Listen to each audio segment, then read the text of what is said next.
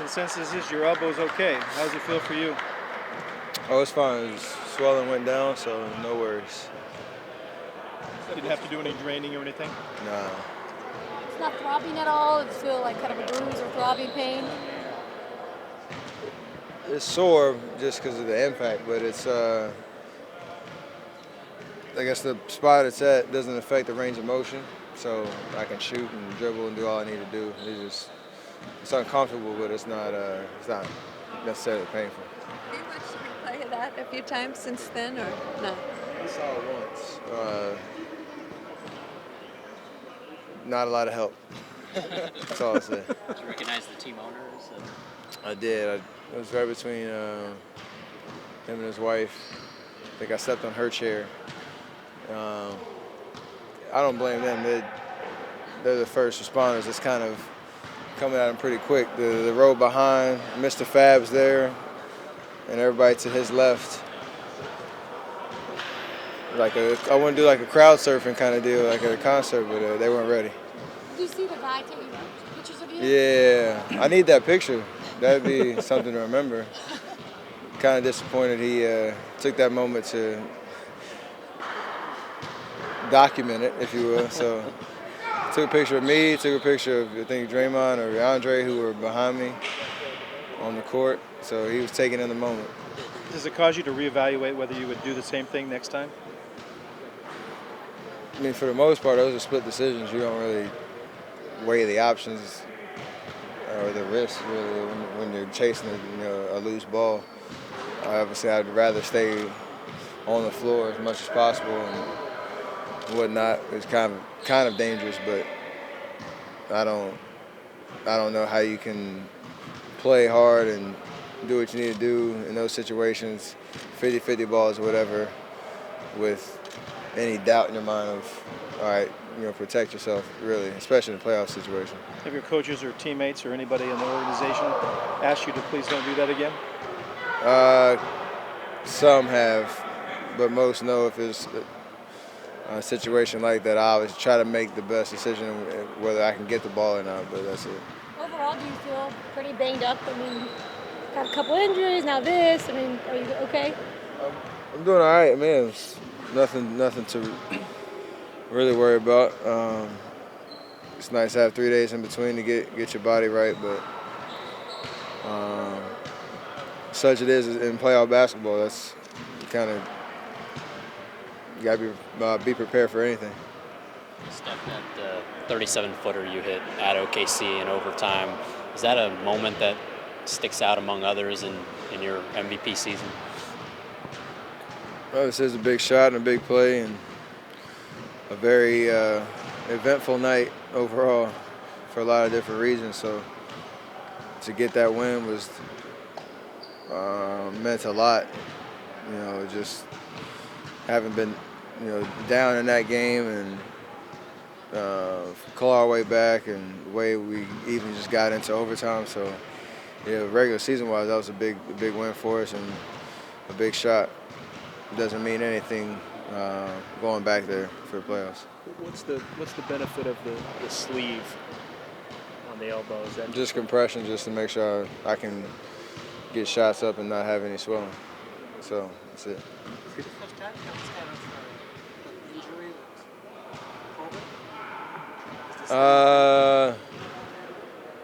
That severe, the way it looked during the game, yeah, but those are kind of, from what I hear, very common injuries. If you land on something, a hard surface, or get bumped, elbow, hip, knee, they tend to kind of swell up. They don't cause any problems mechanically or whatnot, so you can still use, I can still use my arm, do what I need to do. It just looks ugly and it's a little uncomfortable, that's it. Could you talk about how to guard KD? Who? KD. Wrong person to ask. I don't really guard him that much. But you got to stay tight on him and make him just make tough, or take tough shots. He'll make some of them, but he's 7 foot with a handle and can shoot and has range. He's a tough matchup. How much of a luxury is it to have someone like Draymond, who can play that sort of center field on defense and help out where he's needed against this team and the way you guys are playing defense? I mean, he's done it all year. It's just a different scheme now. So it's the same concept. It's just he's in different positions. It can be more aggressive. So his IQ is great enough that, you know, whatever lineup they throw out there, he can find a way to impact the possession. And, you know, our job around him and anybody that's out there on the floor is to, you know, try to keep guys in front, communicate and switches and any actions they run, and then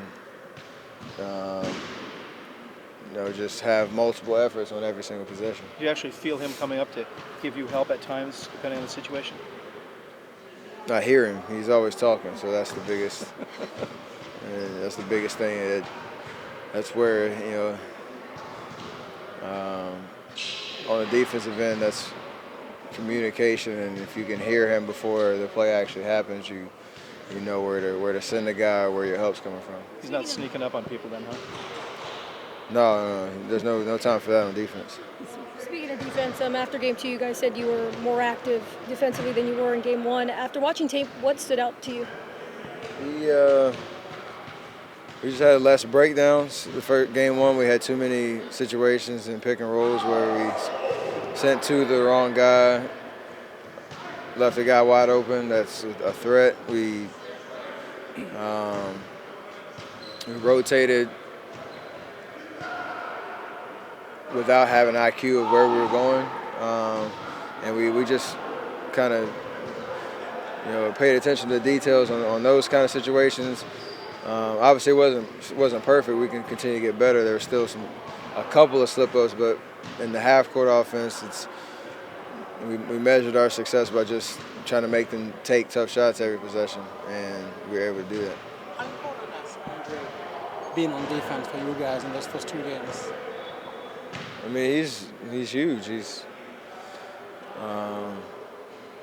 trying to bother KD as much as he can. You know, swiping at the ball, making him uncomfortable with the dribble, and just contesting shots. Obviously, KD's had big numbers. And he's going to get points just because he has the ball in his hands so much and whatnot. But over the course of 48 minutes, you hope